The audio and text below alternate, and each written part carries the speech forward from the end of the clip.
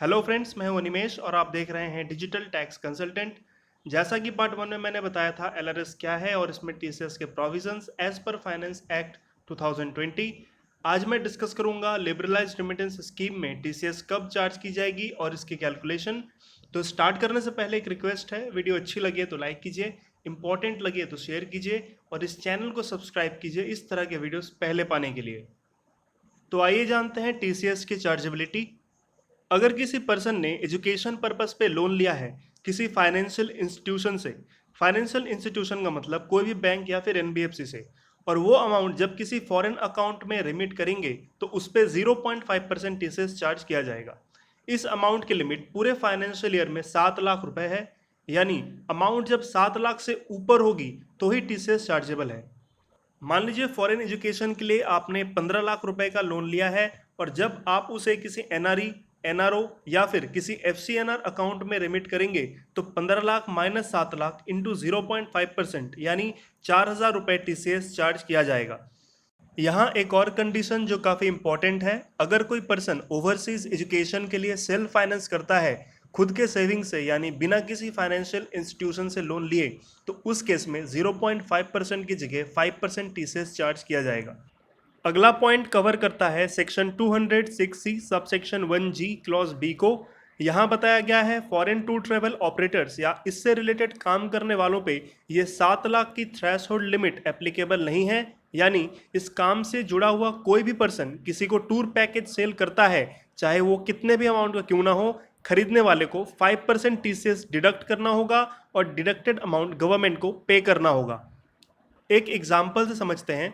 मान लीजिए mister A ने रशिया घूमने के लिए 5 लाख रुपए का एक टूर पैकेज बुक करवाया है मिस्टर बी से, जिसमें होटल, ट्रैवलिंग और घूमने के सारे खर्चे इंक्लूडेड हैं। यहाँ पे मिस्टर ए जब मिस्टर बी को पेमेंट करेंगे तो उन्हें 5 लाख रुपए का 5% यानी 25,000 रुपये टीसीएस डिडक्ट करना होगा। नेक्स्ट पॉइंट है सेक्शन 206C सबसेक्शन 1H। इस सेक्शन में बताया गया है जो भी goods section 206C subsection 1, subsection 1F and subsection 1G में नोटिफाइड हैं, उसे छोड़कर सारे गुड्स के सेल पे टीसीएस एप्लीकेबल है। इसमें कुछ कंडीशंस हैं, जैसे नंबर 1, पिछले फाइनेंशियल ईयर में अगर सेलर ने बायर से 50 लाख या उससे ज़्यादा का कंसिडरेशन या अमाउंट रिसीव किया है तो सेलर को उस कंसिडरेशन का 0.1% टीसीएस कलेक्ट करना होगा। नंबर 2, ऐसे सेलर्स जिनकी टर्नओवर या टोटल सेल या फिर प्रॉफिट चल रहे फाइनेंशियल ईयर में या फिर आने वाले फाइनेंशियल ईयर में 10 करोड़ या फिर उससे ज़्यादा है तो उन्हें भी 0.1% टीसीएस कलेक्ट करना होगा। अगर कोई पर्सन किसी भी एक या फिर इन दोनों कंडीशन में फॉल करते हैं तो उन्हें टीसीएस कलेक्ट करना कंपलसरी है।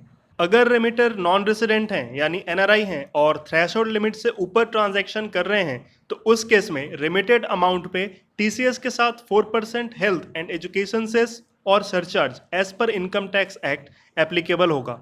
आइए जानते हैं कौन इस प्रोविजन में टीसीएस कलेक्ट नहीं कर सकते। जो पर्सन इनकम टैक्स के किसी दूसरे प्रोविजन में पहले से ही टीडीएस डिडक्ट कर रहे हैं वो इस प्रोविजन में टीसीएस कलेक्ट नहीं कर सकते। जो भी seller section 206C subsection 1, subsection 1F and subsection 1G के अंडर पहले से ही टीसीएस कलेक्ट कर रहे हैं वो seller section 206C subsection 1H में दोबारा टीसीएस कलेक्ट नहीं कर सकते। एलआरएस में टीसीएस कब और किन पे एप्लीकेबल नहीं है वो मैंने पार्ट 1 में डिस्कस किया है। पूरी जानकारी के लिए उस वीडियो को ज़रूर देखें, लिंक डिस्क्रिप्शन पे दे दी गई है। काफ़ी लोगों के मन में ये सवाल होगा कि क्या डिडक्टेड टीसीएस पे जीएसटी पे करना होगा। जी नहीं, डिडक्टेड टीसीएस पे कोई भी जीएसटी पे नहीं करना होगा। यहाँ एक और बात मैं क्लियर कर दूं, बैंक ने जो भी टीसीएस डिडक्ट किया है रेमिटर या कस्टमर अपनी रिटर्न फाइल करते वक्त डिडक्टेड टैक्स की क्रेडिट क्लेम कर सकते हैं। Thanks for watching this video. मिलते हैं अगले इंटरेस्टिंग टॉपिक पे, तब तक के लिए जय हिंद।